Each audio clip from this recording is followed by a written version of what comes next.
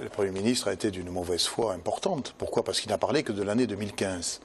En 2015, l'État va nous retirer 12 millions d'euros et la hausse d'impôts à laquelle j'ai dû me résoudre contre ma volonté et contre mes engagements va effectivement rapporter 30 millions d'euros. Mais ce que le Premier ministre a oublié de dire, c'est que le mandat durait jusqu'en 2020 et que la suppression des dotations de l'État allait s'alourdir et continuer pendant toutes ces années. Au total, sur le mandat actuel, le mandat municipal 2014-2020, il va nous manquer 240 millions d'euros.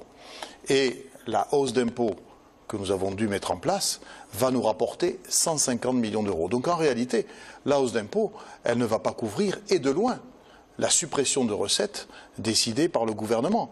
Moi, ce qui me scandalise dans cette affaire, c'est que le gouvernement a caché ses intentions pendant la campagne des élections municipales.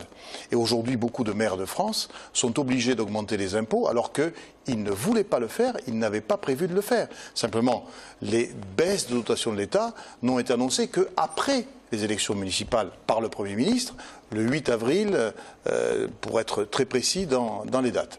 À Toulouse, on a une difficulté supplémentaire, c'est que la municipalité précédente, entre 2008 et 2014, a vidé les caisses. Il y avait des réserves quand j'ai donné les clés de la mairie. Mais elle avait peu augmenté les impôts, alors est-ce qu'elle aurait dû les augmenter Ça vous posera la question à M. Cohen. Moi, ce que je sais, c'est que quand j'ai remis les clés de la mairie à M. Cohen en mars 2008, il y avait 144 millions d'euros dans les réserves. Moi, j'en trouve 14. C'est-à-dire que 90% des réserves de la ville ont fondu.